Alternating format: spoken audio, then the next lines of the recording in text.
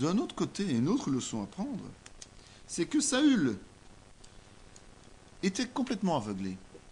Et Saül ne s'est même pas rendu compte que celui qu'il avait choisi comme son porteur d'armes et musicien était en fait celui qui allait le remplacer. Saül ne s'est pas rendu compte du tout de ça. Rien dans la parole ne permettait à ce moment-là de comprendre qu'il était en face de celui qui allait le détrôner quelque part. Celui qui vit dans le péché est aveuglé. C'est un des signes les plus évidents du péché. C'est que la personne est aveuglée. Vous avez beau lui dire qu'elle est dans l'erreur, elle continue à commettre l'erreur. C'est l'aveuglement.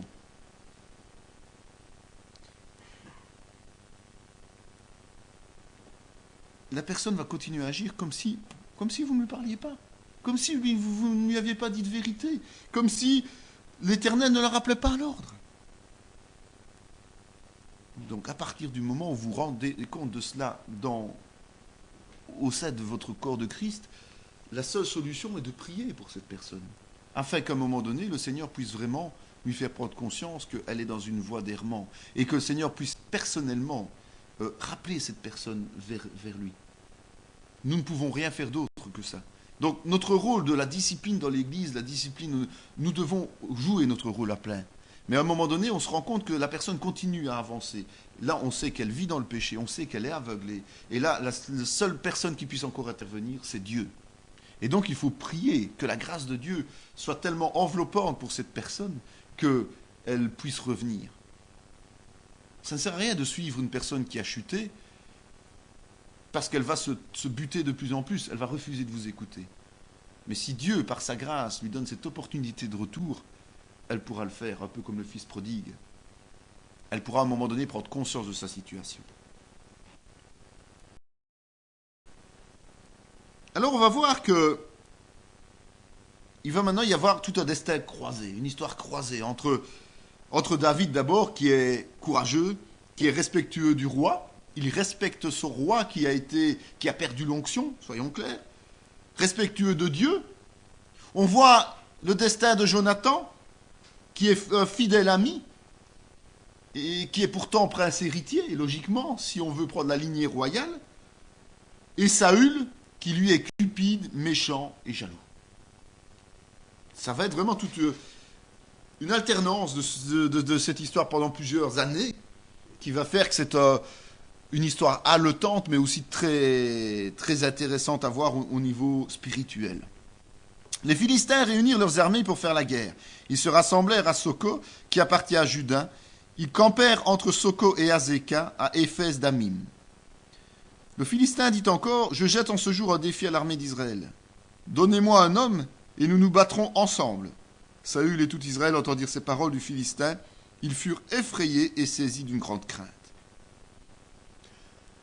La guerre contre les Philistins, c'est régulier. Les Hébreux et les Philistins aimaient bien en découdre. Et c'est la fameuse histoire de Goliath que tout le monde connaît. Goliath qui était un champion, c'est vrai qu'à l'époque, parfois plutôt que de faire des massacres entre deux armées, on préférait choisir des héros, des champions, et les champions s'affrontaient, et celui qui gagnait avait gagné la guerre. C'était peut-être un peu plus, disons, correct comme bataille, et ça permettait d'éviter pas mal de sang et de détruire des peuples en entier, quoi. Bon. C'était une façon de se battre. Et donc, à cette époque-là, les Philistins se sentaient très forts parce qu'ils avaient un malabar dans leur rang qui s'appelait Goliath. Et ce Goliath, évidemment, plutôt que de dire on va combattre armée contre armée, comme il était sûr de son coup, il lance le défi. À partir du moment où le défi était lancé, l'autre devait y répondre. C'était un peu le principe. On ne pouvait pas dire non, on ne répond pas au défi et on entre dans une bataille rangée. Non, ça n'existait pas. C'était une convention. Il y avait des conventions entre hommes, des conventions de guerre, et voilà. Donc, si quelqu'un lançait le défi, l'autre devait y répondre d'une manière ou d'une autre. Évidemment, on se trouvait dans une situation où il n'y avait plus l'onction de Dieu sur Saül. Samuel n'était plus là non plus, puisqu'il avait été retiré de la présence de Saül, puisqu'il devait lui s'occuper de l'avenir et non pas du passé. Et la conséquence de ça, on le voit, quand les gens marchent dans les ténèbres, il n'y a plus qu'une possibilité, c'est la crainte, c'est l'effroi. La peur n'est pas de Dieu, j'insiste bien. La peur est du diable. Et donc, Saül, étant à la tête de cette armée, mais n'étant plus loin de l'esprit, eh bien, ne pouvait plus faire qu'une chose, c'est paniquer. Et donc, pas un seul soldat, pas même le roi, qui était pourtant un soldat aguerri, qui était quelqu'un qui était tout à fait capable de gagner des batailles, pas un seul soldat israélien n'osait relever le défi. C'est l'Esprit Saint qui donne le courage. C'est l'Esprit Saint qui donne la persévérance. Si l'Esprit Saint se retire de nous, nous ne sommes plus rien. Nous sommes une proie facile pour le diable. David s'en alla de chez Saül et revint à Bethléem pour faire paître les brebis de son père. Tandis qu'il parlait avec eux, voici le Philistin de Gath, nommé Goliath, s'avança entre les deux armées, hors des rangs des Philistins. Il tint les mêmes discours que précédemment, et David les entendit. À la vue de cet homme, tous ceux d'Israël s'enfuirent devant lui et furent saisis d'une grande crainte. Ce concept de défi, c'était très facile. Pour ne pas être défait, puisque l'ennemi envoyait un défi, tant qu'on ne répondait pas au défi, tout le monde continuait à se regarder face à face. On laissait les deux armées une en face de l'autre, et on attendait que l'autre réponde au défi du premier. Voilà, donc tous les jours, Goliath sortait et allait faire ses petites histoires, allait faire son petit malin devant les autres, il allait rouler les mécaniques, et puis il revenait, il rentrait dans le camp, on continuait à manger et boire toute la journée, et on attendait le lendemain pour venir de nouveau rouler les mécaniques, et puis voilà, et pendant ce temps-là, les Israéliens se décourageaient de plus en plus, évidemment, puisque personne au milieu d'eux ne se levait. Et puis il y a l'histoire de David, et on voit que David était très jeune, et il était porteur d'armes de Saül, je vous le rappelle. Mais on voit qu'à un moment donné, il est retourné de chez Saül, il est retourné chez son père. Parce qu'en fait, c'est clair qu'il était trop jeune que pour partir en guerre, et une fois que les Israéliens partaient en guerre, on laissait les femmes, les enfants chez eux, on laissait aussi, bien souvent, si vous vous rappelez, ceux qui avaient un peu trop peur. Bon, ici, ils auraient dû laisser tout le monde à la maison, c'était un peu gênant. Mais donc, ils ont quand même emporté ceux qui avaient peur, mais qui avaient l'âge de porter les armes.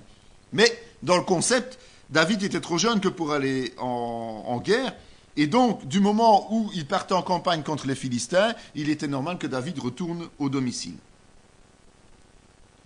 Et la logique des choses a voulu que, puisqu'il retournait au domicile, eh bien, il reprenne son boulot de berger, tout simplement. Pendant que ses frères, eux, en âge de porter les armes, accompagnaient le roi. Et donc, ce qui était l'habitude aussi, c'est qu'on n'entretenait pas les troupes comme aujourd'hui, où on amène un avion et on amène toute la nourriture dans des portions pour chaque soldat. C'était les familles qui entretenaient leurs proches au niveau, donc ils allaient apporter la nourriture à leurs membres de tribus qui étaient au front, quoi. Chacun devait pourvoir aux besoins de ceux qui les représentaient dans l'armée du roi. Et donc David est envoyé par son père pour apporter de la nourriture. Bon, c'est un gamin, c'est un jeune, et il est témoin de ce qui se passe. Il voit Goliath qui arrive, il voit Goliath qui fait de tout son petit cinéma, et puis il voit que toute l'armée, auquel lui, il croit évidemment, puisque pour lui, c'est le peuple d'Israël, c'est un peuple invincible, parce que c'est le peuple de Dieu. Il en est convaincu, lui, qui est berger, qui est un enfant de Dieu, il est convaincu de ça, et il voit que toute cette armée entière a peur d'un seul individu, parce qu'il est un peu plus grand que la moyenne. Eliab, son frère aîné, qu'il avait entendu parler à ces hommes, fut enflammé de colère contre David. Il dit, pourquoi es-tu descendu et à qui as-tu laissé ce peu de brebis dans le désert? Je connais ton orgueil et la malice de ton cœur. C'est pour voir la bataille que tu es descendu.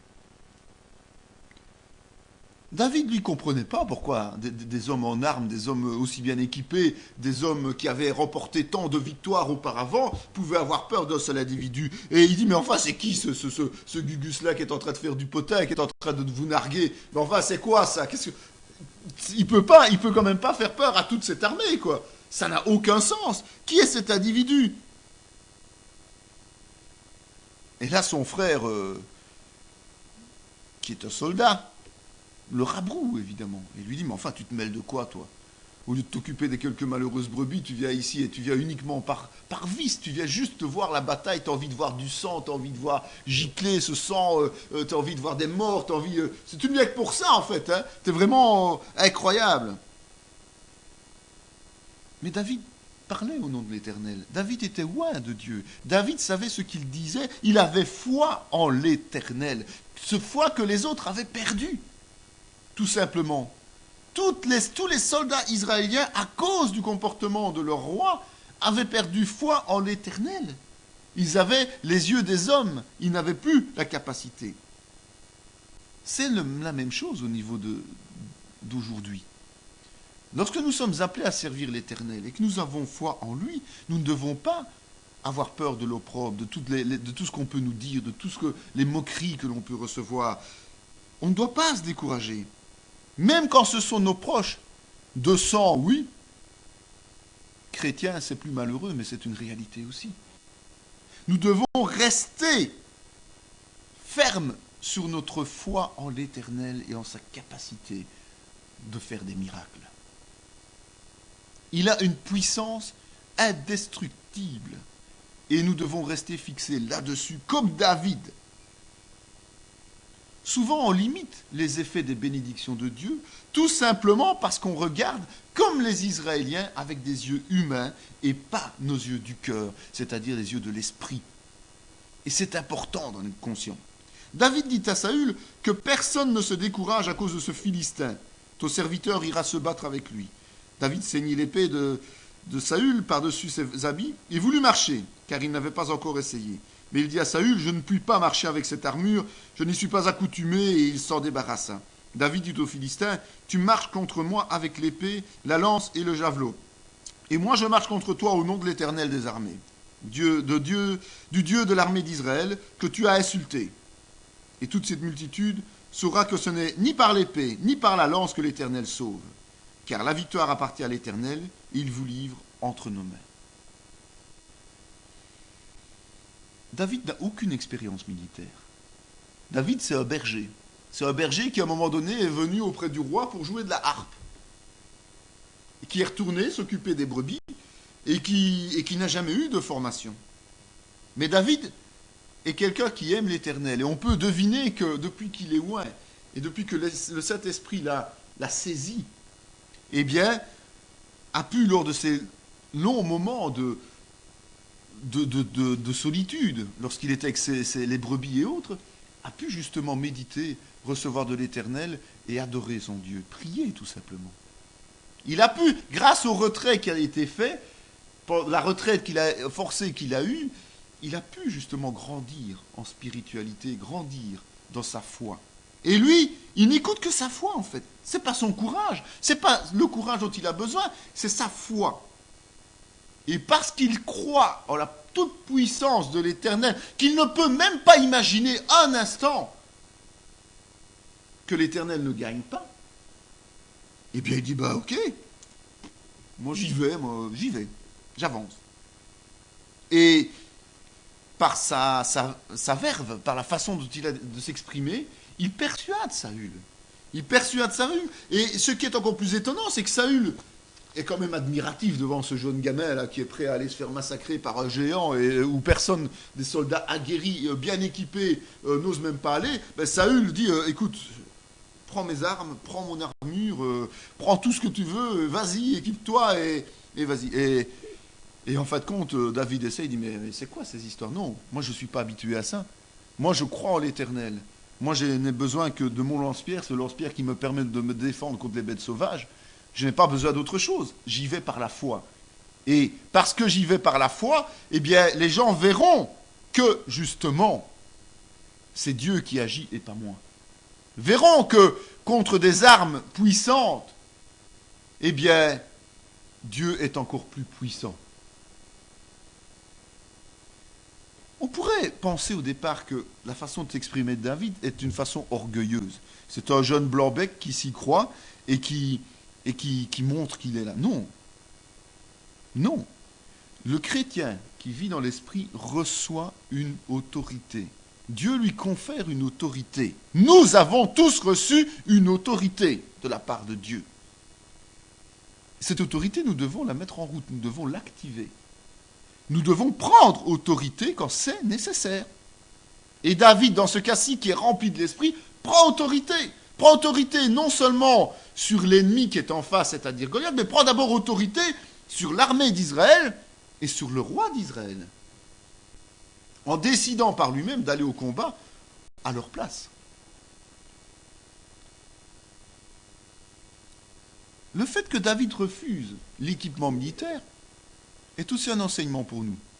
Ça montre que Dieu ne veut pas qu'on fasse la même chose que les autres. Il ne veut pas qu'on imite les gens du monde pour aboutir à des résultats positifs. Quand il abandonne l'armure, quand il utilise une arme qui peut sembler vraiment complètement ridicule et désuète pour un combat, et qu'il arrive à abattre l'ennemi, par là, Dieu veut nous prouver que nous n'avons absolument pas besoin d'échafauder des plans particuliers, nous n'avons absolument pas besoin d'utiliser des moyens phénoménaux, nous n'avons qu'une chose à faire, lui faire confiance. Je vous rappelle la victoire de Samson avec 300 soldats. Notamment.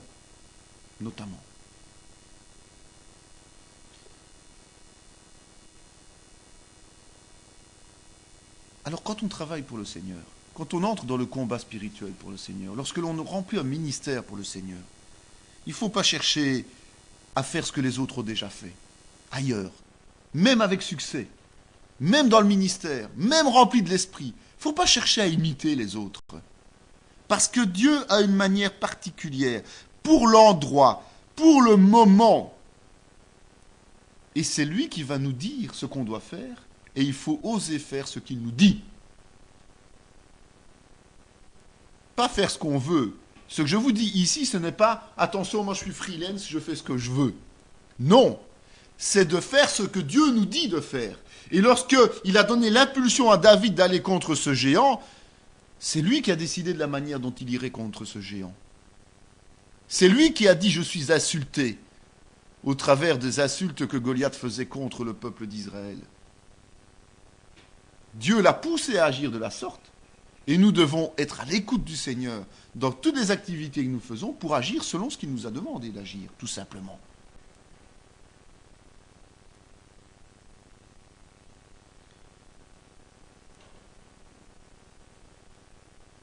Le fait de renoncer tout simplement à l'équipement de Saül, puisque c'est quand même symbolique aussi, c'est pas au hasard si c'est Saül qui propose son propre équipement de combat. Le fait de renoncer à cet équipement qui appartenait au roi prouve bien que David avait besoin d'être David et pas Saül. David était un roi ouin, un futur roi ouin. Saül était un ancien roi ouin, mais la façon d'agir était toute différente en fonction de la volonté de Dieu et du moment. David a proclamé une chose importante, primordiale, qui l'a fait gagner d'ailleurs, c'est qu'il marchait au nom de l'Éternel. Et ça, c'est important, évidemment. Et il a insisté sur le fait que la victoire appartenait à l'Éternel, pas à David. Et il voulait que tout ça soit un signe pour le peuple d'Israël, pas pour lui. Lorsque nous combattons, nous devons apprendre à combattre au nom de Jésus. C'est pour ça que quand on prie au nom de Jésus.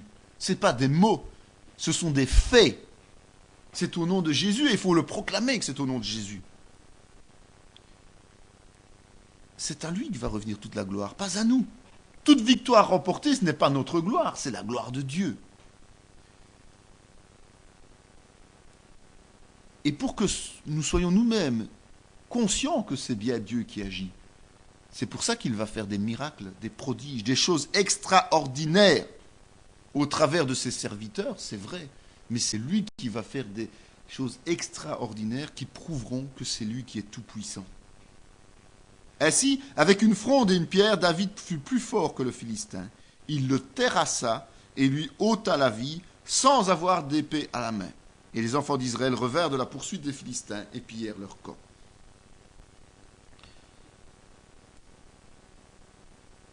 Comme David était loin de l'esprit, comme il a gagné la victoire selon la volonté de Dieu, eh bien, grâce à cela, par un seul homme, la peur a été ôtée de toute une armée, de tout un peuple.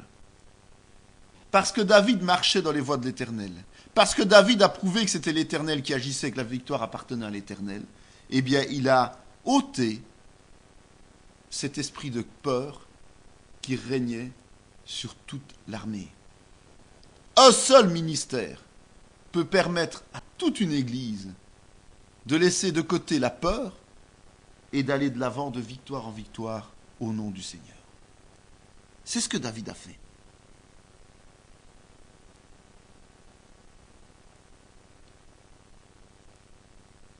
Aujourd'hui, c'est clair.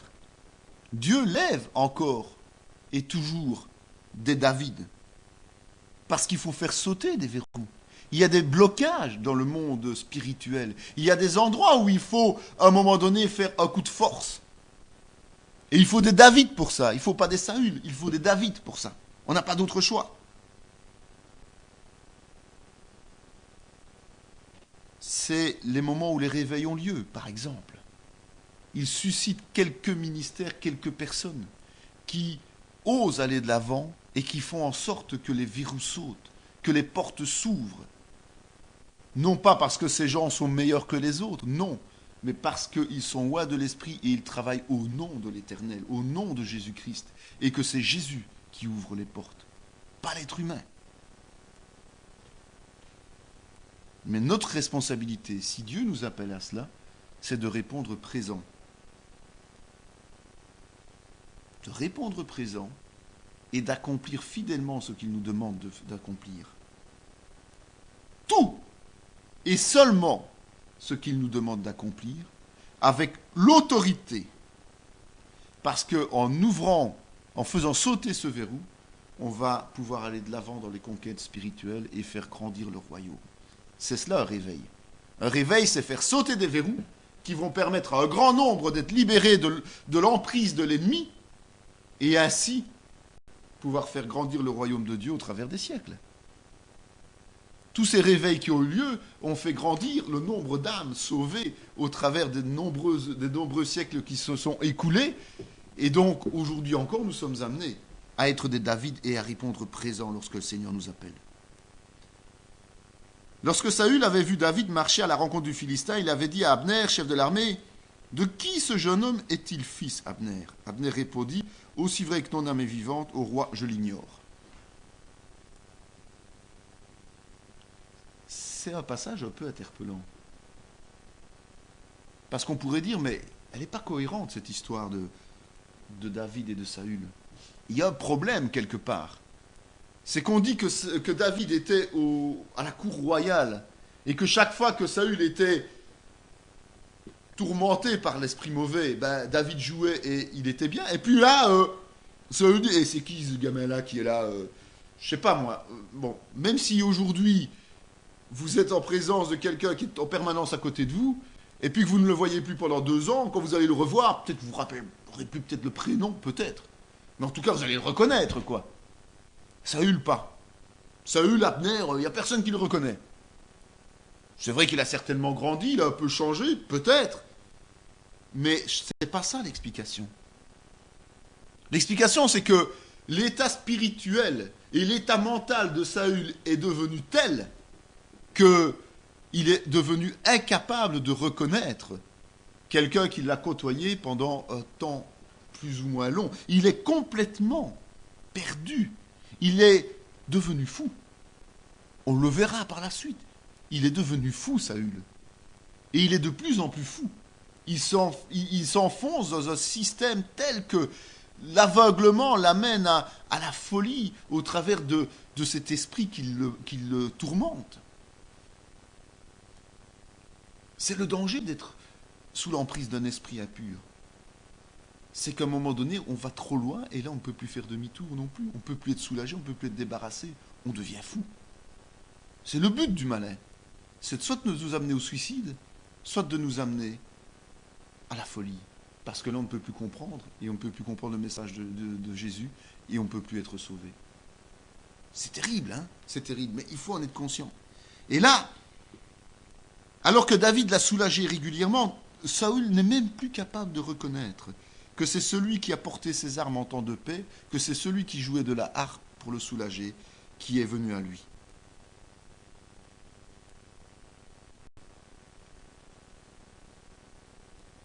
Les services de psychiatrie sont remplis de tas de personnes qu'on appelle psychotiques notamment,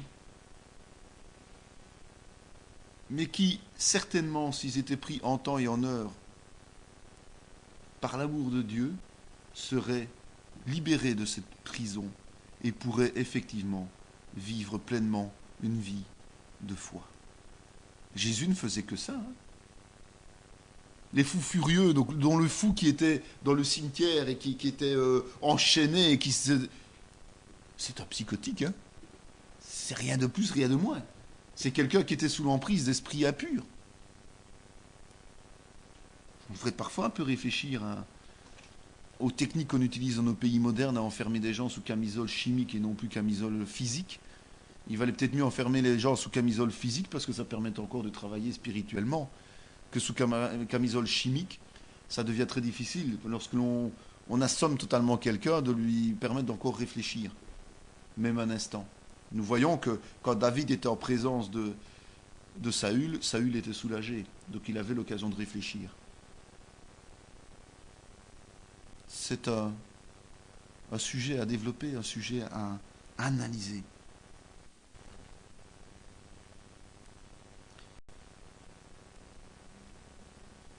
C'est vrai que les maladies mentales aujourd'hui sont tellement mal connues, tellement mal maîtrisées, qu'il doit y avoir autre chose que simplement une dégénérescence ou une anomalie génétique, comme maintenant c'est facile, chaque fois qu'il y a un problème, c'est une anomalie génétique. Ça, c'est la science moderne qui peut dire c'est génétique, on ne peut rien y faire. Mais où sont les solutions? Où sont les solutions? David avait achevé de parler à Saül, et dès lors l'âme de Jonathan fut attachée à l'âme de David, et Jonathan l'aima comme son âme. Ce même jour, Saül retint David et ne le laissa pas retourner dans la maison de son père.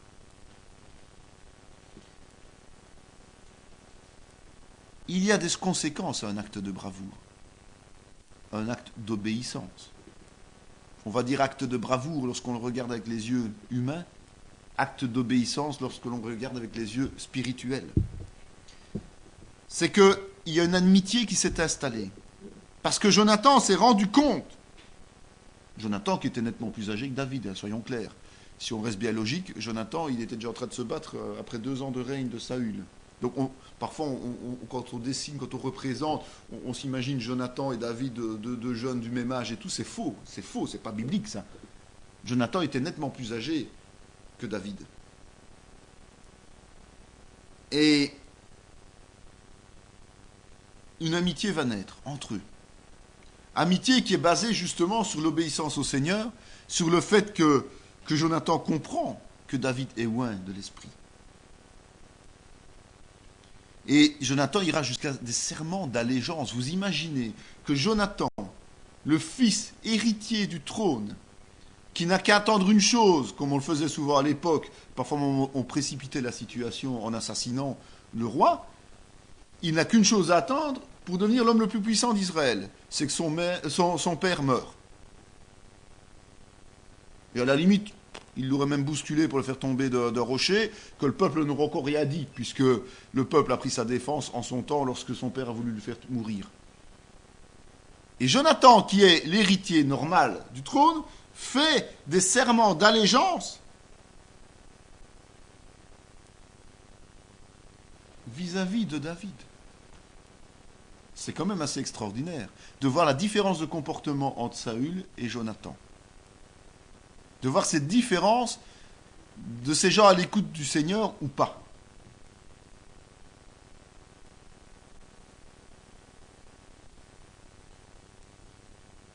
Et c'est vrai que bon, David va avoir sa place auprès de Saül, en tout cas pendant un certain temps. Saül fut très irrité et cela lui déplut. Il dit, on en donne 10 000 à David et c'est à moi que l'on donne les 1000. Il ne lui manque plus que la royauté. Et Saül regarda David d'un mauvais œil à partir de ce jour et dans la suite. Saül craignait la présence de David parce que l'Éternel était avec David et s'était retiré de lui. Voilà, tout est dit. Saül ne peut pas faire autrement que de garder David près de lui, puisque c'est le seul qui est capable d'affronter l'ennemi. C'est le seul qui est capable de donner du courage au peuple. C'est le seul qui est capable d'entraîner le peuple avec courage et avec efficacité, puisque sinon ils sont dans la crainte lorsque Saül les entraîne. Donc il est obligé de le garder près de lui. Évidemment, David est dans un état de grâce. Un état de grâce, pourquoi ? Parce que justement, il a remporté cette victoire sur les Philistins. Et Saül, lui, a fait la preuve, la démonstration de son incapacité à mener son peuple au combat. Donc, le peuple préfère David. Préfère toujours ceux qui gagnent. Toujours. Et ça n'a qu'une issue possible. Lorsque l'on vit dans les ténèbres, lorsque l'on vit dans le monde, on devient jaloux. La jalousie, le sentiment de jalousie. Et donc, le sentiment de jalousie vous amène à quoi ? La convoitise, en fait, vous amène à quoi ? À prendre l'autre en grippe. À ne plus l'aimer parce qu'il a plus de succès que vous. Et en plus, il dit, il ne manquerait plus qu'une chose, c'est qu'il soit roi. Sans même s'en rendre compte, il est en train de prophétiser. Saül prophétise sans s'en rendre compte. Il ne manquerait plus que David soit roi. Bien sûr qu'il va être roi. Lui, il ne se rend pas compte. Il ne se rend absolument pas compte. Il est complètement aveuglé. Mais il le prononce, cette parole. On doit toujours faire attention à ce que l'on dit. On doit être plus attentif, même aux paroles que nos ennemis prononcent. Parce que souvent, le Seigneur les pousse à dire des choses qui nous concernent, nous, qui nous permettent de comprendre des paroles de Dieu, alors qu'eux ne savent pas. Mais inconsciemment, ils vont nous dire des choses. Ils vont nous prononcer les jugements de Dieu contre eux, et ça va nous permettre, nous, de comprendre ce que Dieu veut faire, de quelle manière, et de pouvoir aller de l'avant. Saül craignait la présence de David. Il avait peur de cette présence. C'est tout à fait normal, quand même, que quelqu'un qui est rempli de l'esprit, ou qu'un groupe qui est rempli de l'esprit, indispose les personnes qui ne sont pas remplis de l'esprit, mais qui vivent dans le monde des ténèbres ou d'une manière telle qu'ils sont en désobéissance avec la parole. Si quelqu'un s'agite, si quelqu'un est mal à l'aise et n'arrive pas à rester en notre présence, demandons cet esprit, mais c'est sûr et certain qu'il a un problème quelque part. Si vous vous sentez mal à l'aise dans une assemblée qui est remplie de l'esprit, demandez à Dieu ce qui se passe dans votre vie. Est-ce que vous êtes dans la désobéissance ? Est-ce que vous avez besoin d'une repentance ? Est-ce qu'il y a quelque chose qui cloche ? De toute manière, il y a quelque chose qui cloche. Lorsque l'on est rempli de l'esprit, que l'on est dans une assemblée remplie d'esprit, on doit être à l'aise. À l'aise, tout simplement. Et à partir de là, on a ce témoignage que l'on est dans la volonté de Dieu. Saül donna cet ordre à ses serviteurs, parlez en confidence à David, et dites-lui, voici le roi est bien disposé pour toi, et tous ses serviteurs t'aiment. Sois maintenant le gendre du roi. Les serviteurs de Saül répétèrent ces paroles aux oreilles de David, et David répondit, croyez-vous qu'il soit facile de devenir le gendre du roi ? Moi, je suis un homme pauvre et de peu d'importance. C'est ainsi que David prit la fuite et qu'il s'échappa. Il se rendit auprès de Samuel à Rama et lui raconta tout ce que Saül lui avait fait. Puis il alla avec Samuel demeurer à Najon. Saül est un fin négociateur, selon les critères humains. Saül se dit, je déteste David, il m'empêche d'avoir ma gloire, il ne manquerait pas plus que ça qu'il devienne le roi à ma place. Alors plutôt que de jouer à ça, on va faire comme les rois de tout temps, on va faire alliance. Alliance au travers d'un mariage. Et je vais lui donner ma fille pour l'avoir comme allié et non pas comme ennemi. Puisque lui ne peut voir en David qu'un ennemi. David est consacré au roi, lui, il est respectueux de son roi, il est obéissant à ce roi. Saül, lui, voit David comme un ennemi. Vous voyez la différence quand vous vivez dans la lumière ou dans les ténèbres? La façon de voir les choses est tout à fait différente. Tout à fait différente. Et donc, c'est clair que Saül veut piéger David. Ça ne fait pas l'ombre d'un doute. Un homme qui vit dans les ténèbres ne peut avoir que des plans iniques. Il ne va pas avoir des plans valables. C'est pour ça qu'on ne doit pas faire attelage avec les gens du monde. Parce qu'ils auront toujours des plans iniques, des plans foireux, des plans qui pour eux sont intelligents, mais qui nous amènent vers la perdition en tant que chrétiens.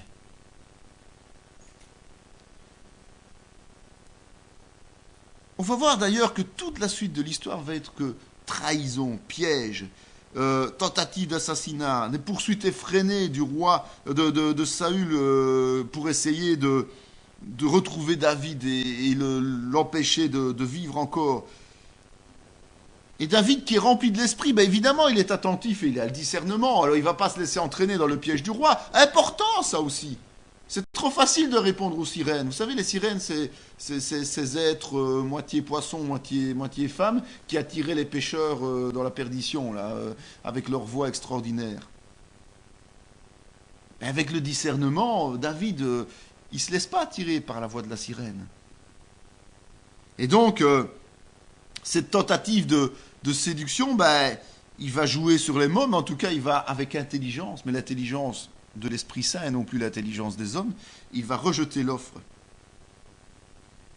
Ce qui va en fait avoir comme conséquence de nouveau que Jonathan va conserver ce respect et cet amour. Leurs deux âmes sont liées, on l'a dit clairement, ils sont liés l'un avec l'autre, et ces deux âmes-là, ce lien va se conforter encore plus parce que David reste fidèle à l'Éternel et que Jonathan est témoin de cette fidélité. Donc il ne peut faire que rester son ami et encore au-delà de cette amitié.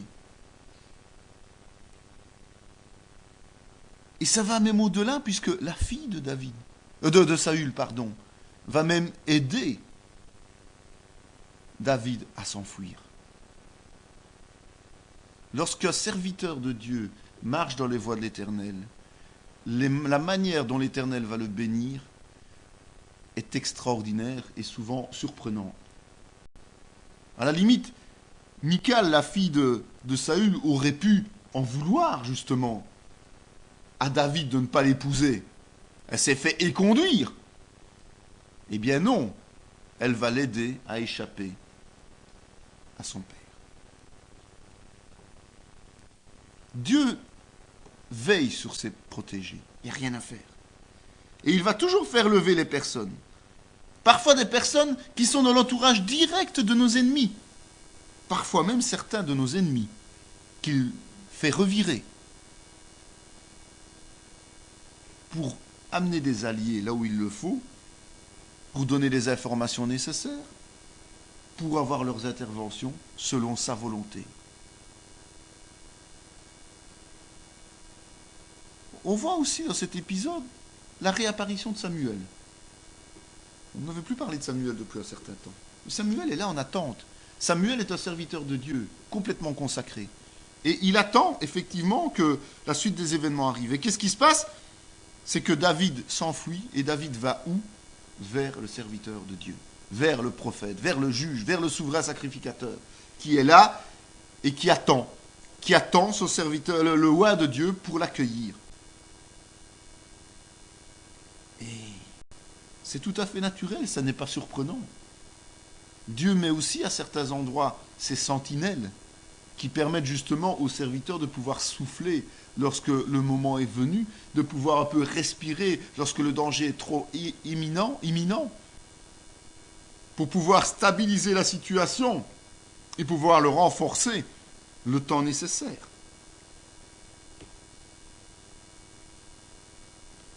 Et il se dirigea vers Najoth, près de Rama.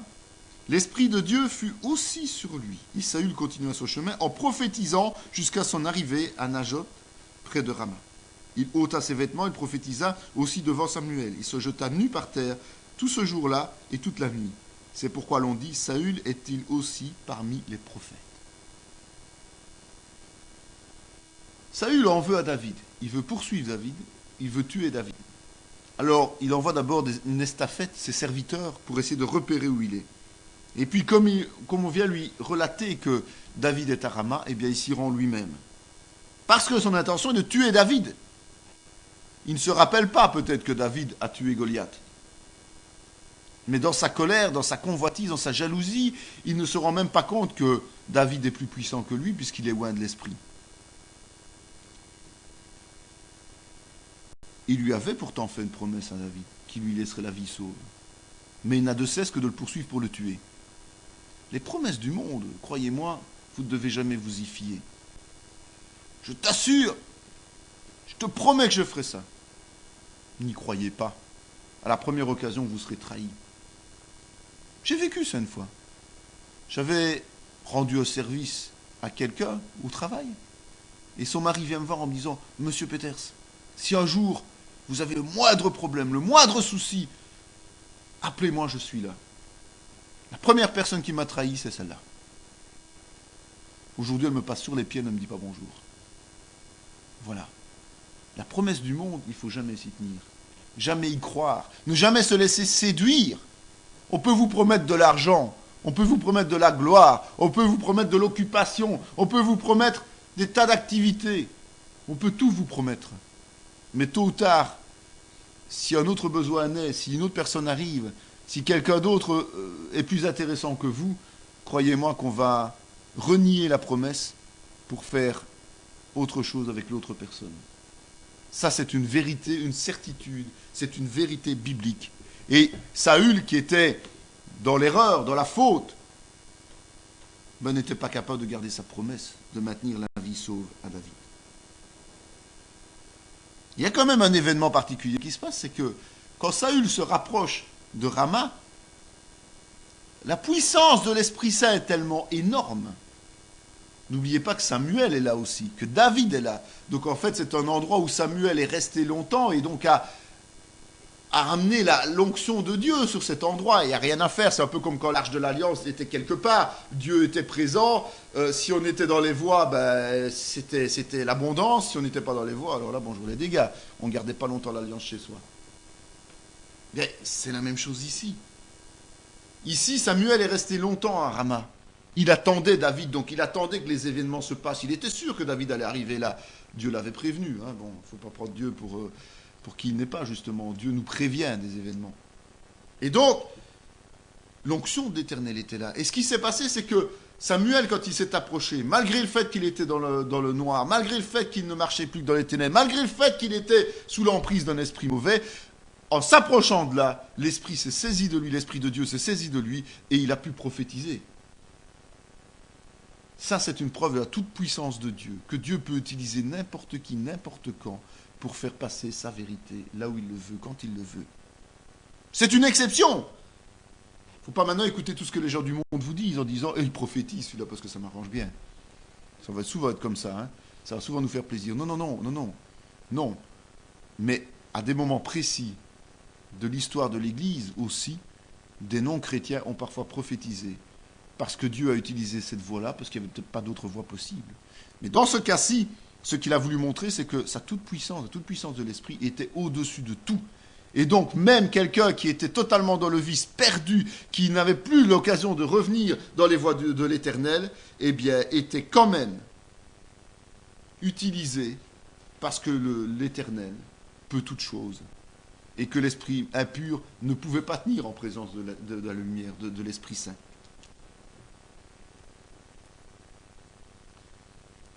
C'est vrai qu'on pourrait dire qu'un chrétien démoniaque qui prophétise, c'est choquant. Enfin, il est à côté de ses pompes. Non. Ça peut arriver. Ça peut arriver. Mais attention, n'en faites surtout pas une généralité de nouveau. Hein. Ce sont des situations qui peuvent se produire. Jonathan dit à David, « Je ferai pour toi ce que tu voudras. » Jonathan était un allié de poids pour David. Et Jonathan, lui, c'était pas quelqu'un qui faisait une promesse et puis qui la retirait après. Jonathan avait fait vœu d'allégeance alors qu'il était prince héritier au futur roi David. Jonathan lui avait promis les choses et Jonathan a toujours tenu parole. Jonathan marchait dans les voies de l'Éternel, n'était pas comme son père.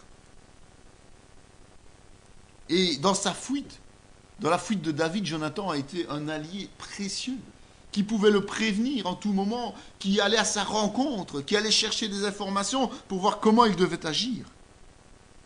Et l'alliance était bilatérale. C'était pas que Jonathan soutenait aveuglément David, mais David lui avait aussi garanti l'allégeance, sa bienveillance, en se compris non seulement sur Jonathan, mais sur la descendance de Jonathan. Sachant que Saül était maudit par l'Éternel, toute la malédiction pouvait tomber sur les générations qui suivaient. Mais par la grâce de Dieu, Jonathan étant consacré à David, eh bien David pouvait garantir que la descendance de Jonathan serait sous sa bienveillance. C'est un engagement double et que chacun était amené à respecter.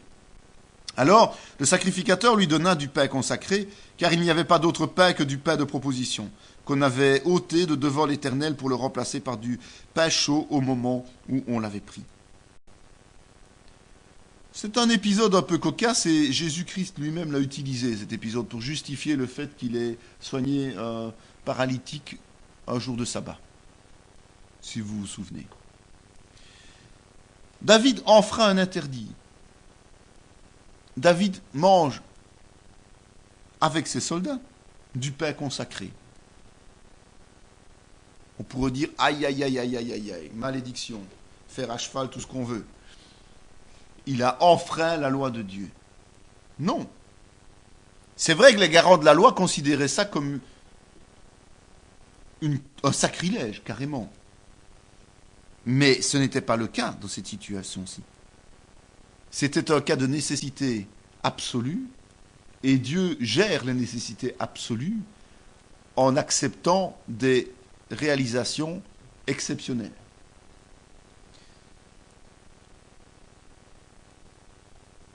Jésus a aussi autorisé ses apôtres à cueillir de la nourriture dans les champs. Il les a autorisés à manger un jour de sabbat. Il a guéri, comme je vous ai dit, des malades le jour du sabbat. Et les pharisiens aussi estimaient que c'était un sacrilège.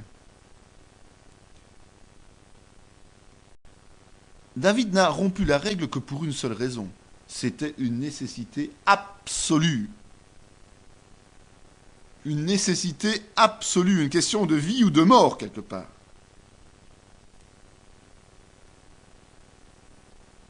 Les pharisiens, eux, vivaient une vie de légalisme. Le légalisme, c'est une religion d'apparence. C'est quelque chose de visible, qui refuse de faire une différence entre un interdit de Dieu, qui est transgressé par désobéissance ou par obligation. On doit consacrer une journée au Seigneur, une journée par semaine au Seigneur. C'est pour cela que nous allons laisser un frère dans le besoin ce jour-là, parce qu'il faut absolument qu'on lui déménage son appartement ce jour-là, parce que c'est le dernier jour de la semaine et qu'on n'a pas d'autre solution. Voilà une question à se poser. Parce que la parole nous dit qu'on ne doit pas travailler le dimanche. Si c'est une obligation absolue, vous allez laisser quelqu'un dormir dans la rue parce que vous ne pouvez pas l'accueillir. Parce qu'il va falloir faire quelques transformations rapides et quelques déménagements ce jour-là. Réfléchissons. Les pharisiens étaient incapables de faire cette différence. Aujourd'hui, nous avons dans nos églises aussi des légalistes qui sont incapables de mesurer la différence entre la désobéissance et l'action par obligation. Un exemple tout simple aussi. Est-ce que c'est péché que de faire entrer des Bibles en contrebande dans un pays qui interdit la parole de Dieu? Vous enfreignez la loi de ce pays, vous enfreignez les règles en franchissant les frontières avec des littératures interdites. Alors, est-ce que c'est péché? Est-ce qu'on peut laisser mourir les gens éternellement parce qu'on refuse de transgresser une loi des hommes? Ou bien est-ce que c'est une obligation spirituelle que de transgresser la loi des hommes pour apporter la nourriture spirituelle?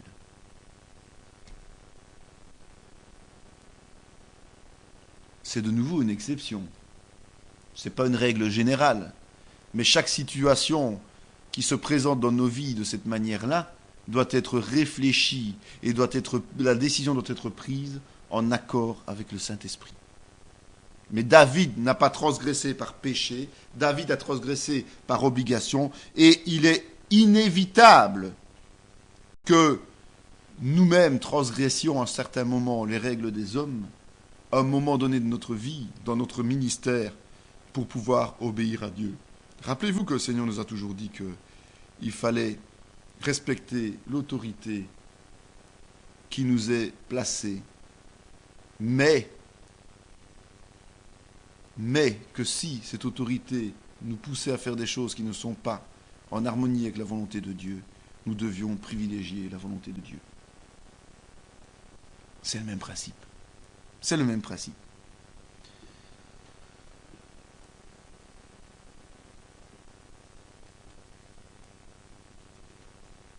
Achimélec était un autre allié pour David. Et Achimélec l'a payé de sa vie aussi. Vous savez, servir parfois Dieu, c'est aussi devenir un martyr. C'est pas de l'ancien temps, c'est aussi actuel. Les autres sacrificateurs qui accompagnaient Achimélec aussi l'ont payé de leur vie. Mais ils ont servi David au moment où ils devaient le faire. Croyez-moi qu'ils sont auprès du Seigneur. Ils ont été les victimes de la rage de Saül. L'ennemi est impitoyable. Lui, il ne fait pas de quartier, il n'en a rien à faire de ce que nous soyons des serviteurs de Dieu, que du contraire, il va s'acharner contre nous. Et David a trouvé grâce auprès du roi de Akish, le roi de Gath. Mais il a dû ruser, et ça c'est le discernement de l'esprit qui permet parfois de ruser aussi. Il s'est fait passer pour fou, et de ce fait-là il a été accueilli. Puis il est allé ailleurs, dans la caverne d'Adulam, et il a formé une armée avec des fouillards, avec des gens qui venaient de tous les bords, avec laquelle il s'est rendu dans la forêt d'Héret. David, c'est l'ancêtre de Jésus. David, c'est Jésus. C'est ce Jésus qu'on nous annonce. C'est sur le trône de David que Jésus vient. C'est David qui revient en gloire quelque part. C'est ce que le Messie, c'était ce David qui devait revenir. On l'appelait David parce que c'est le roi qui a le plus marqué, qui était le premier roi oint de l'Éternel. Après cela, on verra qu'il y a eu une décrépitude dans les royautés. Mais c'est lui.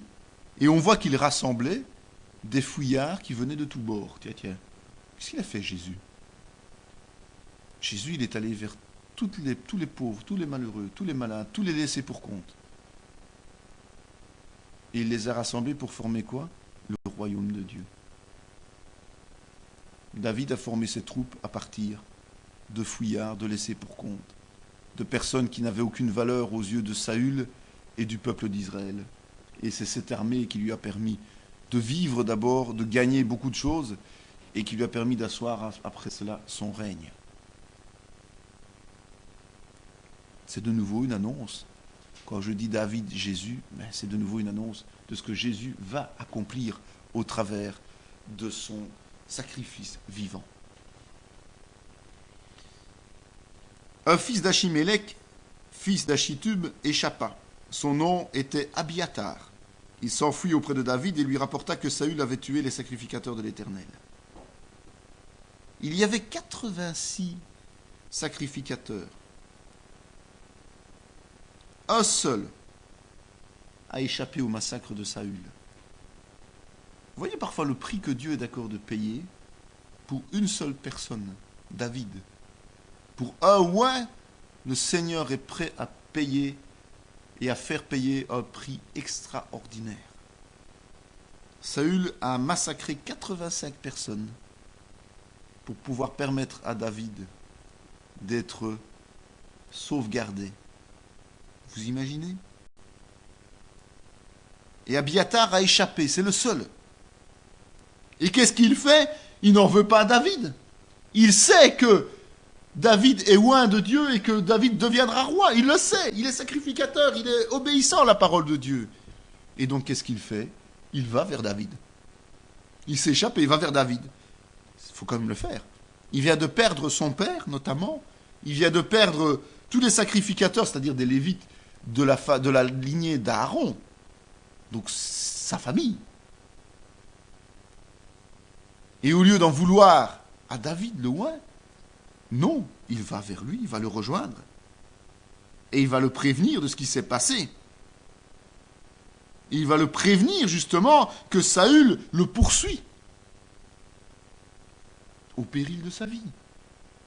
David consulta l'Éternel en disant « Irai-je et battrai-je ces Philistins ?» Et l'Éternel lui répondit « Va, tu battras les Philistins, tu délivreras Keïla. »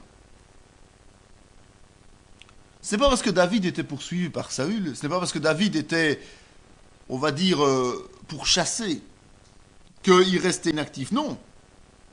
Non. Il a notamment gagné une bataille contre les Philistins. Mais David avait un besoin urgent et important, c'était d'être mobile. Mobile dans le sens où il pouvait, en bougeant très vite avec des troupes très rapides, échapper à chaque fois à Saül. Et il savait que Saül pouvait compter sur beaucoup d'alliés, de gens encore plus vicieux que lui, c'est-à-dire des informateurs qui allaient le tenir au courant de où se trouvait David. Et donc David devait être très mobile.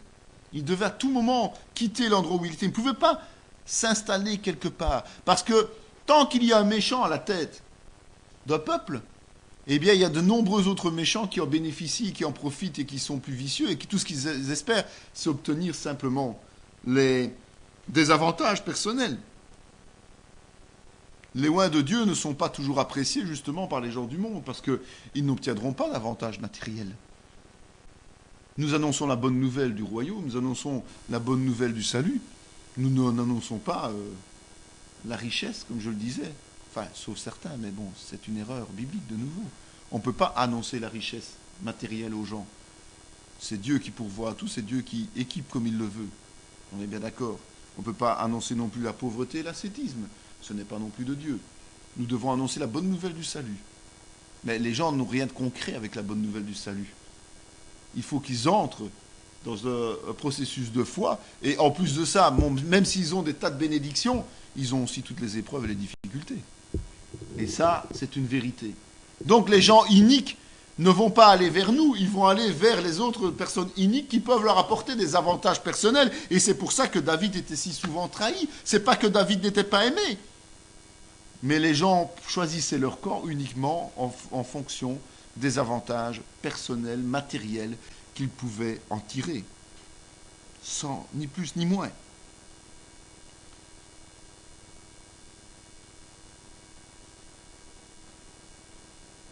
C'est vrai que ces gens qui sont des soutiens à ceux qui sont dans les ténèbres ne se rendent pas toujours compte qu'ils ont choisi le mauvais camp. Hein.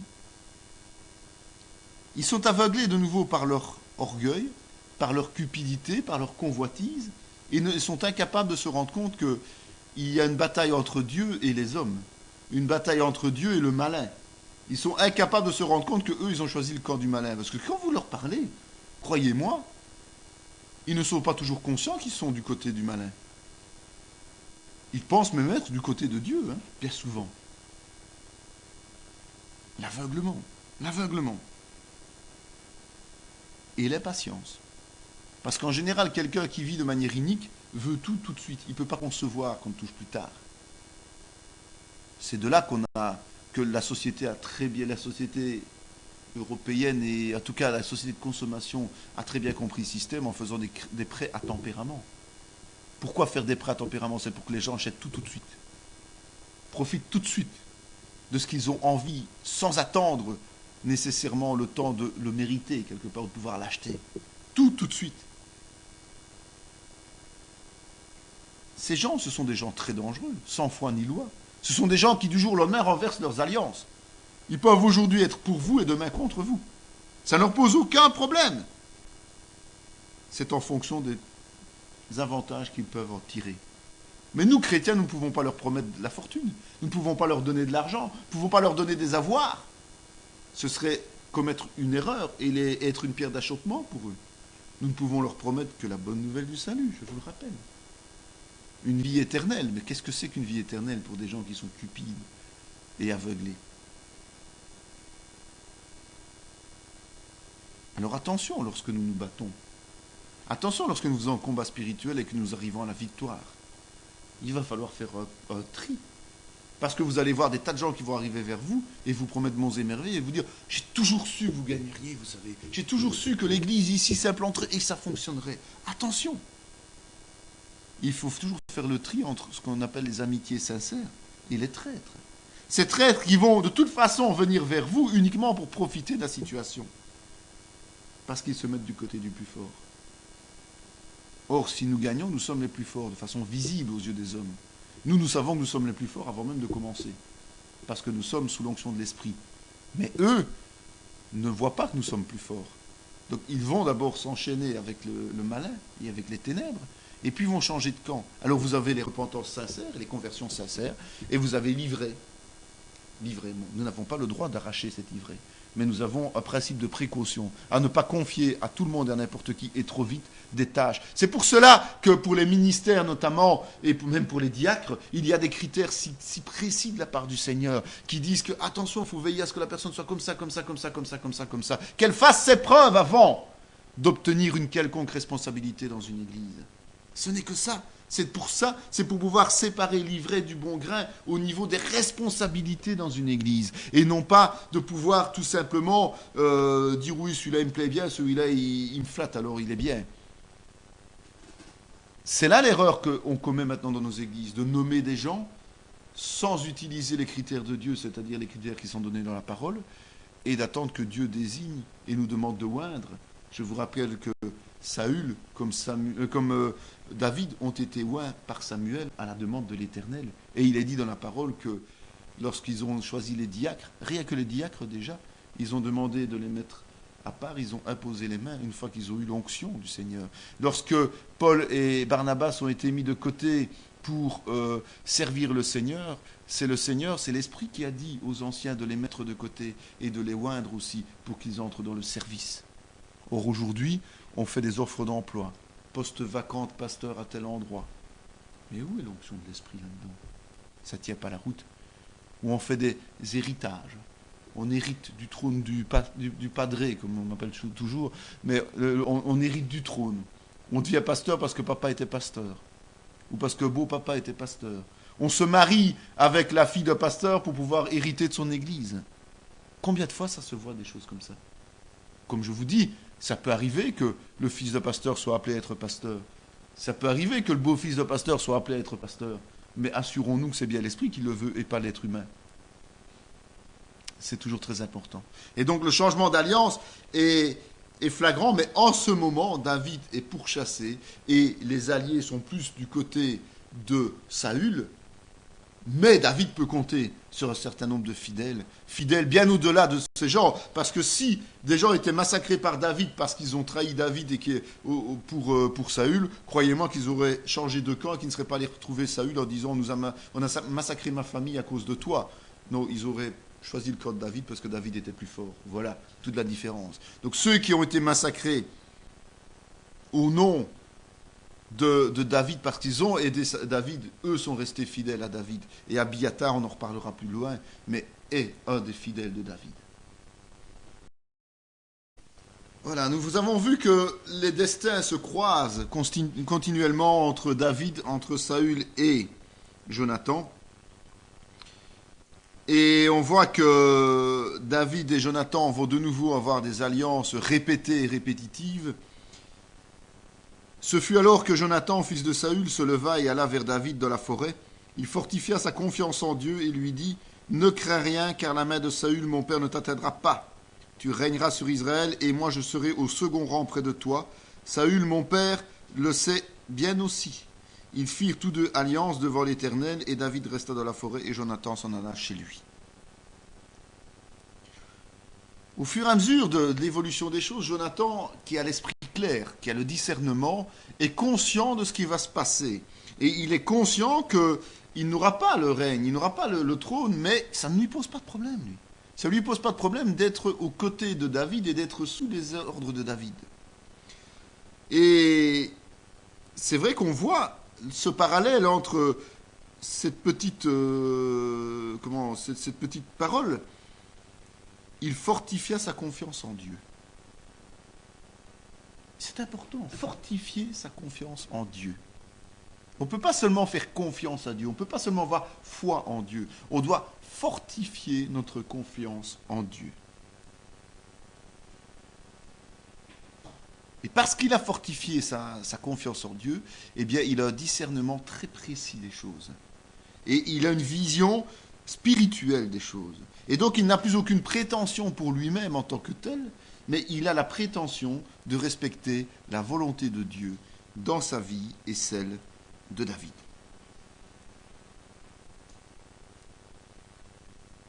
Jonathan, c'est le parfait exemple du chrétien qui connaît Dieu et qui se satisfait amplement de la place que Dieu lui a donnée. Il fait preuve de courage, parce qu'il va au-delà des interdits de son père. Il fait preuve de persévérance, parce que malgré tous les avatars, les difficultés, il continue à placer sa confiance en Dieu et son amitié en David. Il fait preuve de loyauté au travers de la répétition des alliances qu'il a avec lui. Il fait preuve d'abnégation, puisqu'il accepte ce second rôle, alors qu'il aurait pu prétendre au premier.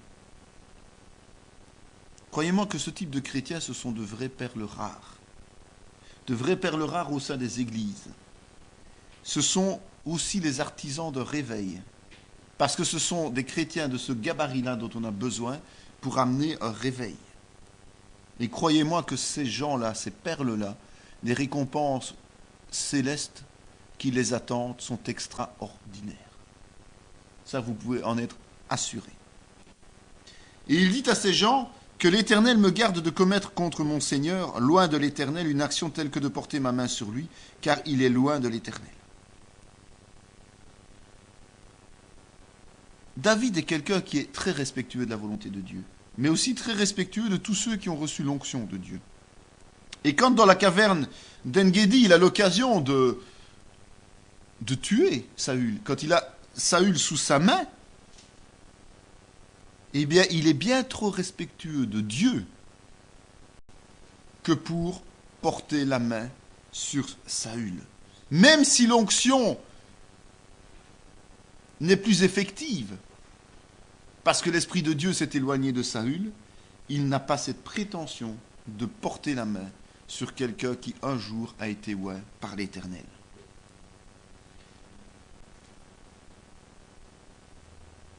C'est une leçon d'humilité de la part de David. Et cette leçon, ça devrait justement nous encourager, nous chrétiens, à avoir beaucoup plus de respect pour les ministères que Dieu institue. Et on devrait justement apprendre à mieux soutenir les ministères lorsqu'ils doivent travailler dans l'épreuve. Parce que c'est à ce moment-là que les David ont besoin des Jonathan. C'est pas quand tout va bien, c'est pas quand la victoire est là qu'on a besoin de Jonathan. C'est quand on est dans le combat, quand nous sommes dans le ministère, en souffrance, en épreuve, que les Jonathan doivent faire preuve de fidélité. Maintenant, voici, je sais que tu régneras et que la royauté d'Israël restera entre tes mains. Jure-moi donc par l'Éternel que tu ne détruiras pas ma postérité après moi et que tu ne retrancheras pas mon nom de la maison de mon père.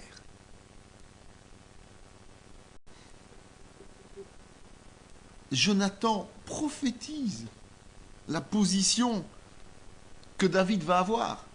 C'est une apothéose d'entendre du fils héritier que ce n'est pas lui qui va monter sur le trône. Et la seule chose qu'il demande, c'est de préserver sa vie et celle de ses descendants. Il ne demande pas cher, tout simplement parce qu'il vit dans la grâce de Dieu. Une petite parenthèse dans l'histoire, maintenant on arrive à Samuel 25, là où on va relater la mort de Samuel. Samuel mourut, tout Israël s'étant rassemblé, le pleura, et on l'enterra dans sa demeure à Rama. Ce fut alors que David se leva et descendit au désert de Paran. Samuel était resté un personnage populaire, célèbre, un personnage connu. Je vous rappelle qu'il est resté juge jusqu'à la fin. Et c'est vrai qu'il s'est fait discret. Il a toujours continué à servir le Seigneur, mais après l'accession au trône de Saül, il s'est effacé pour laisser effectivement la place au roi qui était oint par la volonté de l'Éternel. Le nom de cet homme était Nabal, et sa femme s'appelait Abigail. C'était une femme de bon sens et de belle figure, mais l'homme était dur et méchant dans ses actions. Il descendait de Caleb. David a participé à l'ensevelissement de Samuel, mais c'est vrai, comme on l'a dit, il était en danger, donc il ne pouvait pas rester longtemps sur place. Et il a dû se déplacer. Une troupe qui se déplace a besoin de victuailles, a besoin de moyens pour survivre, et donc il faut toujours compter sur les gens de passage, les gens qui sont là, qui ont des moyens, des richesses. Et on arrive à la fameuse histoire de Nabal. Cet homme, c'est un homme avide. Et lorsque David envoie ses serviteurs pour demander justement de l'alimentation, Nabal refuse, tout simplement. Il refuse sans autre forme de procès. Et ça, c'est une façon d'agir du monde. Il n'a pas envie de se départir de ses richesses. Et l'excuse qu'il trouve, c'est qu'il ne connaît pas le chef de la bande. Et c'est vrai que David, lui, est un homme aussi, même s'il est loin de l'esprit, et se met en colère et prévoit de le tuer. Mais là, on voit la sagesse et le complément dans un couple de l'homme et de la femme, on en parle souvent, mais sa femme est beaucoup plus réfléchie que lui, et elle intercepte, en fait, les troupes de David. Elle intercepte et elle donne de la nourriture, et elle s'humilie devant David, justement, pour qu'il n'y ait pas ce massacre que David a projeté de faire. Et elle arrive à les convaincre. Environ 10 jours après, l'Éternel frappa Nabal et il mourut. David a pardonné. David n'a pas accompli ce qu'il avait décidé de faire, c'est-à-dire de les tuer et de piller, de se nourrir. David ne l'a pas fait, mais l'Éternel s'en est chargé. Vous ne pouvez pas mettre votre main sur une décision de Dieu. Vous ne pouvez pas empêcher Dieu d'accomplir ce qu'il a décidé d'accomplir. Même si vous avez envie de limiter l'action de Dieu, vous ne pouvez pas. Ça vous est interdit. Ça nous est interdit. L'Éternel se charge de la sentence qu'il a prononcée. Si l'homme s'imagine pouvoir échapper à la colère ou à la vengeance d'un serviteur de Dieu, homme du monde évidemment, tôt ou tard il va se rendre compte que Dieu lui n'oublie pas et qu'il devra quand même rendre des comptes et que c'est Dieu qui décide du châtiment et que c'est Dieu qui met en exécution les châtiments. C'est vrai que la punition de David, celle qu'il avait prévue pour eux, c'était nettement extrême puisqu'il voulait exterminer tout le monde. Dieu a été beaucoup plus pondéré dans sa sanction, dans sa sentence, puisque Nabal a payé lui seul sa faute. Sa faute, qu'est-ce que c'était sa faute? C'était tout simplement de ne pas avoir accepté de soutenir un oie de Dieu. Enfin, tout simplement, c'était déjà pas mal. C'est notre intérêt de laisser le jugement aux mains de Dieu. C'est notre intérêt de laisser l'exécution du jugement aux mains de Dieu. Parce que Dieu va donner la vraie peine nécessaire. Nous, en tant qu'êtres humains, on aura toujours tendance à en faire trop. Comme David, plutôt que d'en balayer un, il en balayait beaucoup. Dieu, lui, a une sentence qui est juste. Nous avons un Dieu de justice. Donc il ne va pas faire tomber une sentence excessive. Il va la limiter, ce à quoi elle doit être limitée, simplement. C'est important, ça, de s'en rendre compte. Donc laissons Dieu juger, laissons Dieu agir. Ce qui se passe après, c'est que David a l'opportunité d'épouser cette femme sage, Abigail. Il épouse aussi Achinoam. La monogamie à cette époque était peu courue, évidemment. Il avait aussi hérité de la fille de Saül, au prix de 100 prépuces de Philistins. C'est vrai qu'elle avait été offerte à un autre après la fuite de David, mais David exigera de la récupérer plus tard. Ça lui fait déjà 3 femmes.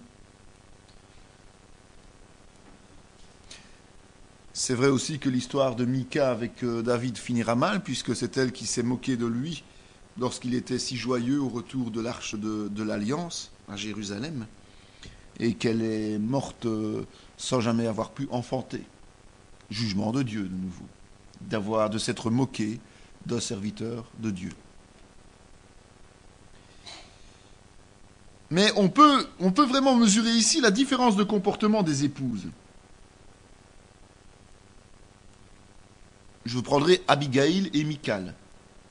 Abigail est quelqu'un qui s'humilie et qui intercède auprès de David.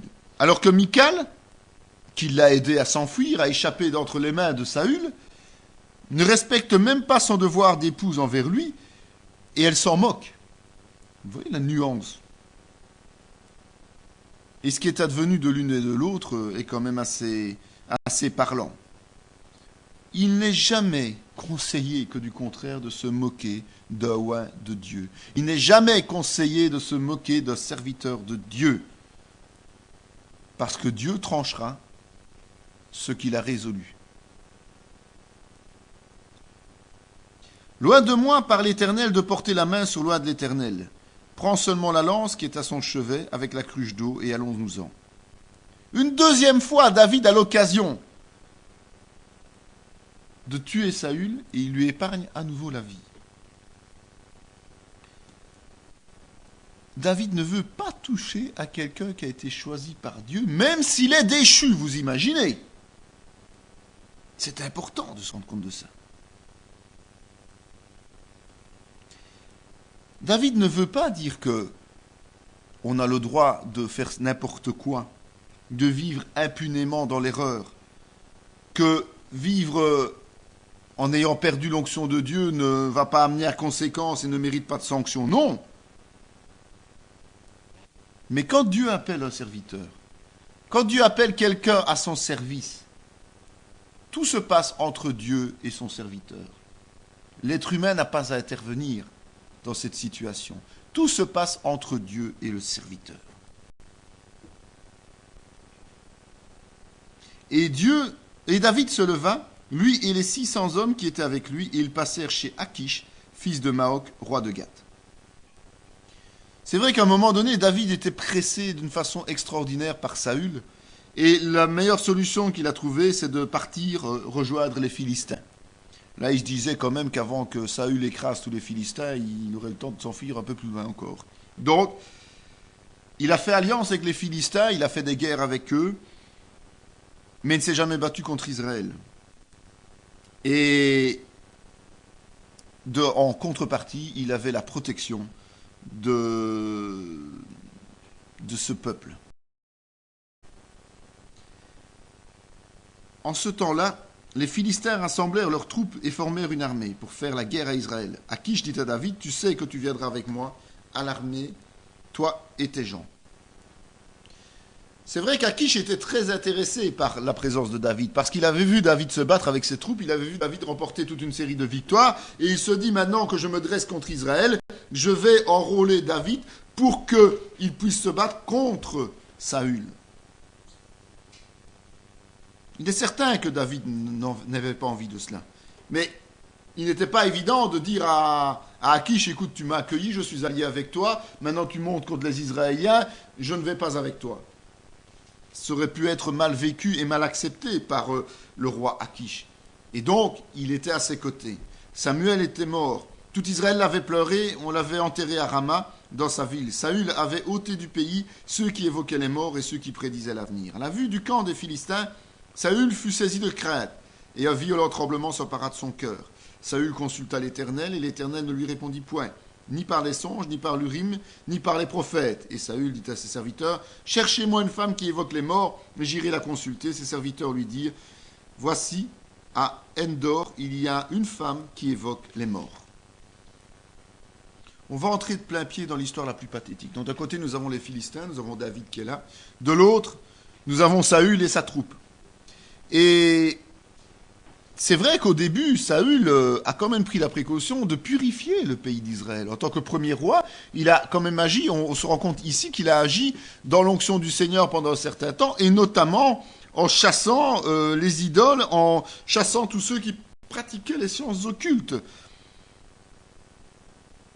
Mais le problème, c'est que maintenant, il était privé de Samuel qui était mort. Il était privé de l'onction de Dieu. Il avait beau aller frapper à la porte du Seigneur, il n'avait pas de réponse. Et il se trouvait dans des situations parfois périlleuses, et ici, il était dans une situation face à une armée de Philistins qui le faisait paniquer, tout simplement. Et il voulait à tout prix connaître ce qu'il devait faire de façon surnaturelle. Dieu nous parle de 3 manières, je ne vous apprends pas. Ici, en tout cas, c'est ce qu'il nous dit. Les songes, les rêves, les visions, ça c'est une façon. L'Urim et le Tumim, en fait. C'était, on ne sait plus exactement ce que c'était, mais en tout cas, c'était 2 éléments apparemment qui se trouvaient sur l'éphod et qu'on pouvait détacher de l'éphod. Et vous savez que l'éphod, c'était l'habit spécifique du souverain sacrificateur qui avait 12 pierres qui représentaient les 12 tribus d'Israël. Et donc, le souverain sacrificateur le portait pour le service. Et donc, c'était lui qui utilisait l'Urim et le Turim. C'était une sorte de tirage au sort, apparemment. Ah oui, non, ou un pile ou face, si on veut, de nos jours, ce sera un peu ça. C'était en fait pour connaître la volonté de Dieu, mais uniquement pour la communauté, jamais pour des individus personnels. C'était pour le groupe, pour la communauté. On ne sait pas aller plus loin parce qu'on ne connaît pas, on ne sait rien, ça ne nous est pas parvenu, ça a disparu avec le temps. Mais en tout cas, c'est ce qui semble le plus plausible aujourd'hui. De toute façon, le peuple d'Israël n'utilise plus cette méthode depuis des siècles puisqu'ils ne la connaissent plus. Et la 3e chose, c'est les prophètes, les envoyés de Dieu. Donc, vision, rêve, le sort et les prophètes. Aujourd'hui, je rappelle qu'on dispose quand même encore des songes et des visions, et on dispose encore des prophètes, auxquels on doit ajouter les dons de l'esprit, les dons de révélation.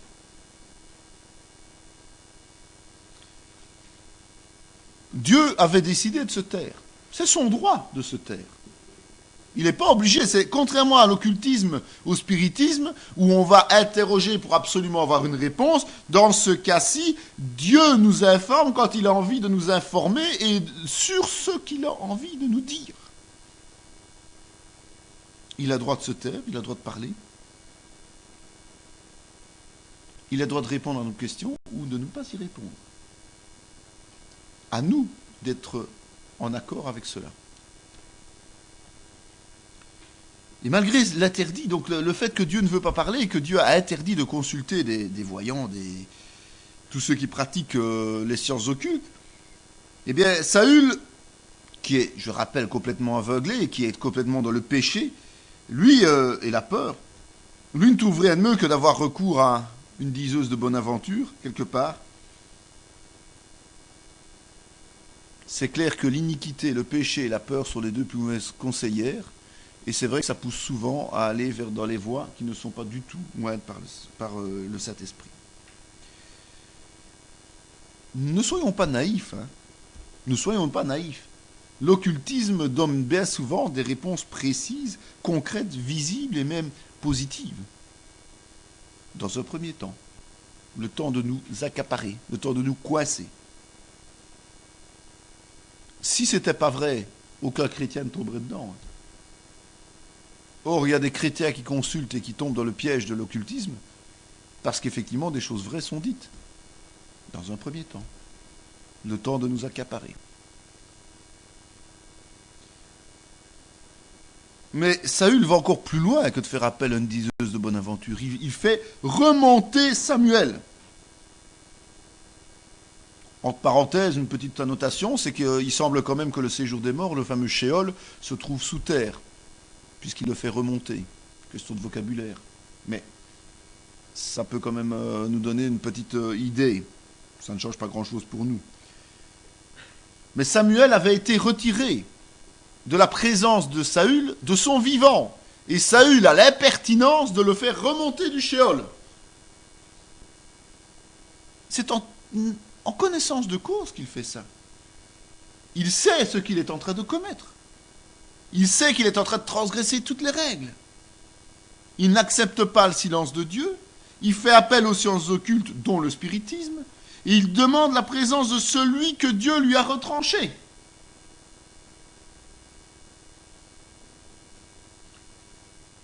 Dans le monde chrétien, c'est la même chose.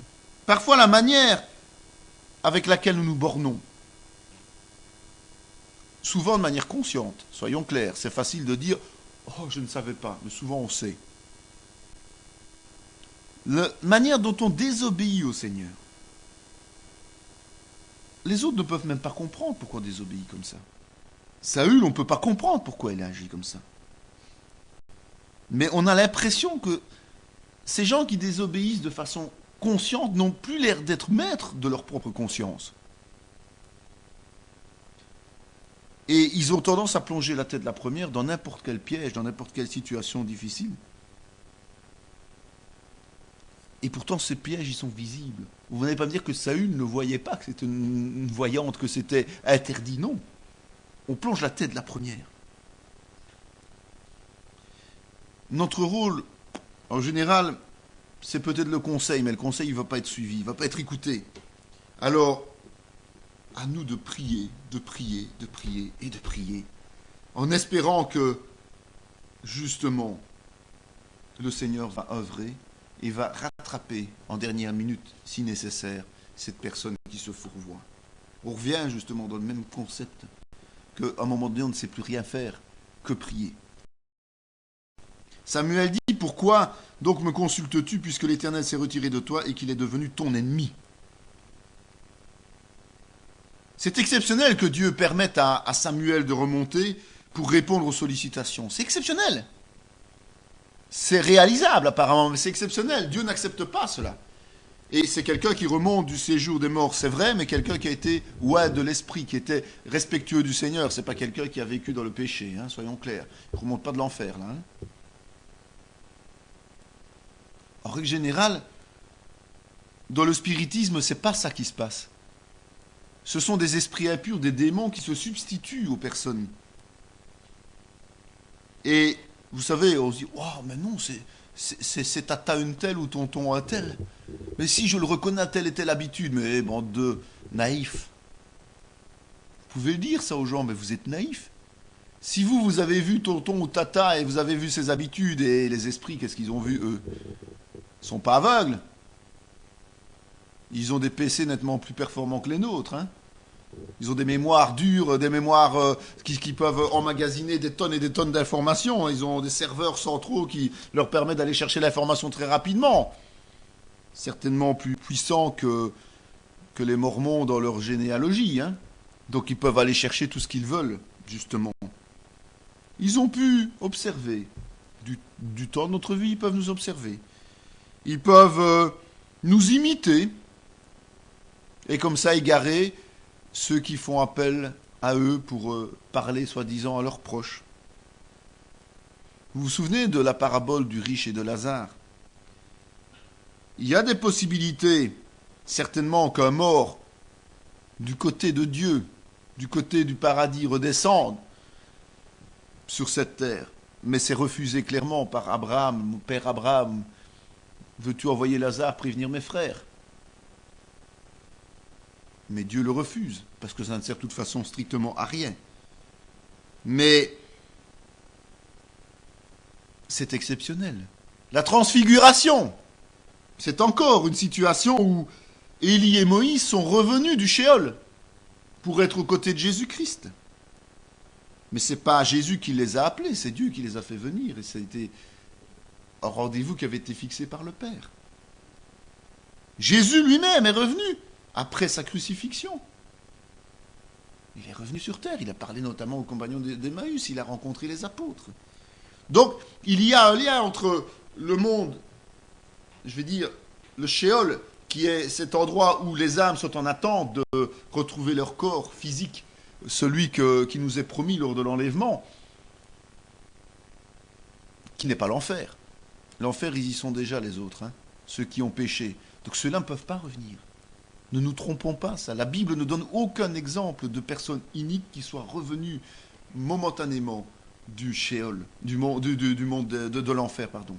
Il n'y a que des exemples qui viennent du côté de Dieu, du côté d'Abraham, du côté du Sheol, l'endroit où nous attendons, effectivement, où les morts ressusciteront avant que les chrétiens soient enlevés. Ça dit quand même ce que ça dit. De nouveau, ça donne la confirmation, quand je vous soulignais tout à l'heure que le Sheol se trouve sous terre, c'est parce qu'en fait, quand Jésus va venir nous chercher, il va venir nous chercher ici.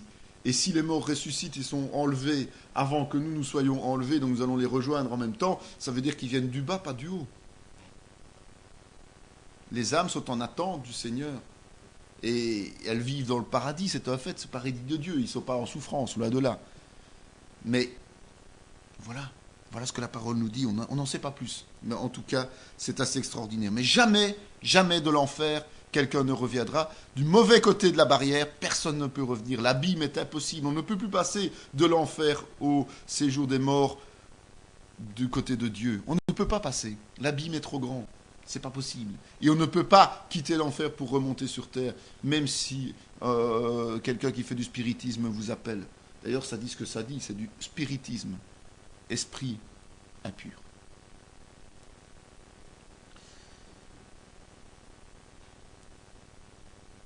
Samuel est irrité, évidemment, parce que, bon, moi je crois qu'il n'a plus tellement envie de remonter sur terre. Hein. Il est bien où il est tranquille, le repos éternel. Il en a déjà bavé pas mal à cause de Saül. Il s'est même un peu frité avec l'éternel à cause de ça. Donc, bon, pour une fois qu'il est en paix, on le fait remonter. Ben, évidemment, il remonte et il allait quand même pas faire un beau sourire à Saül en disant « tiens, t'es toujours là, toi !» Mais non. Il lui répète, évidemment, la sanction de Dieu. Il a été jugé, condamné, et c'est David qui va régner à sa place. La fin est proche, parce que là, il a outrepassé toutes les règles. Je vous ai dit, c'est un processus au niveau de Saül. C'est un processus qui l'amène à la perdition totale.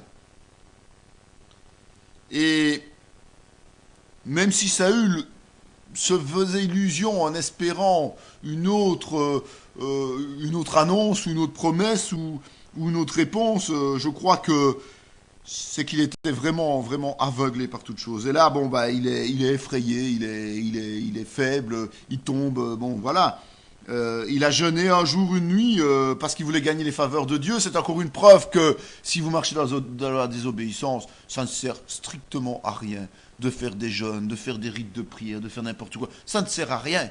Marchez d'abord dans l'obéissance, et ensuite jeûner, et ensuite intercéder, ensuite demander l'intervention de Dieu. Mais pas l'inverse. Pas l'inverse.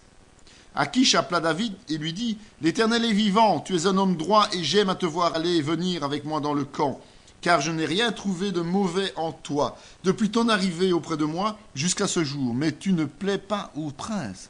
Retourne donc et va-t'en en paix pour ne rien faire de désagréable aux yeux des princes des Philistins. » Je vous ai dit, David n'avait pas envie de combattre Israël. Mais David ne voulait pas non plus vexer son hôte.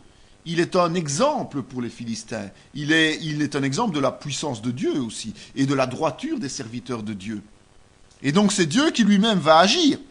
C'est la main de l'Éternel qui est sur David qui fait qu'en fait, Akish qui apprécie David veut l'avoir à ses côtés, mais les autres princes disent « Eh, c'est quand même un Israélite, hein, on va quand même pas prendre le risque, on ne sait jamais. » Dans la réflexion des êtres humains, c'est comme ça. Un jour on est avec un, le lendemain on est avec l'autre, on l'a vu tout à l'heure.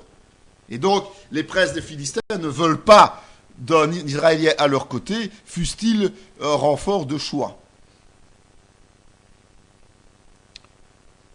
Les deux femmes de David avaient été emmenées, Achinoam de Jizréel et Abigail de Carmel, femme de Nabal.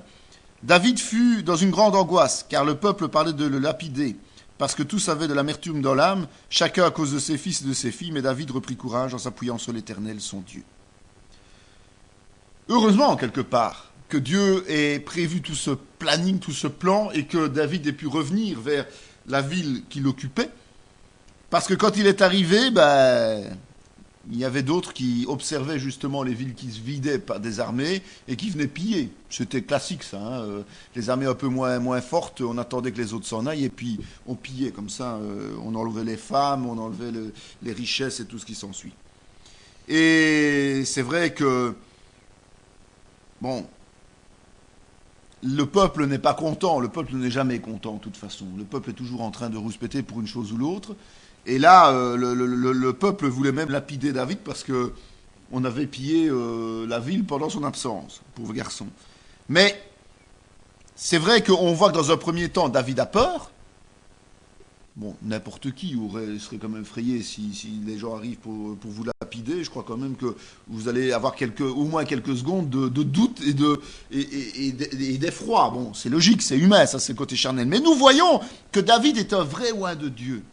Parce que ça ne dure pas longtemps. Et il choisit de s'appuyer sur l'Éternel. Et parce qu'il s'appuie sur l'Éternel, il reprend tout de suite courage. Et reprendre courage, ça veut dire aussi qu'il peut prendre des décisions sensées. Et qu'il peut se remettre en route, effectivement, pour agir d'une manière efficace.